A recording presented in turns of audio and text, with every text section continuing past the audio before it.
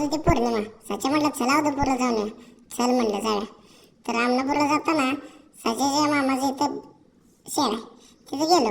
तिथे बघितलं तर हे लागले ते आम्हालाच बघायला. सरच्याला लय बैलाचा नाद.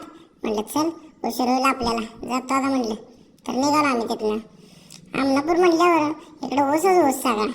विषय आहे का. आलो पुलावरती बघतोय तर असं वातावरण किती भारी झालं माहिती आहे का. एक नंबर वाटलं झकास. तर घे म्हटलं सचिनला साईडला, तर बघूया काय चाललं यांचं. मास धरायचं चालू होतं. ह्याने गळ टाकलेला निम्म्या नदीत. असं म्हणलं आता काय बघूया जरा. ही सिस्टीम बघून असं वाटलं की आता हे 10 किलोचा मासा काढतात काय. चला म्हणलं जातो आता. औदंबरला वळली गाडी, इथं मोर दिसला बघा. गाडी बघून आमची डोक्याची फिज उडाली. हे म्हणजे साईडला लाव रे. सचिनला म्हणलं लाव साईड आपलं, जाऊया आपलं चालत. 2 किलोमीटर लांब चालत गेलो.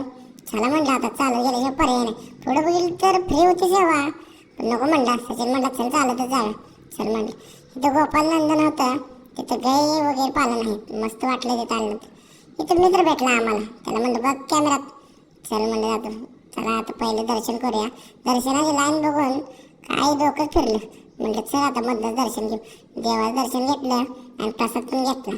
प्रसाद घेतला, बाहेरच्या देवाला आपलं पाया पडलो आणि चल म्हणलं नदीवर जाऊया आता.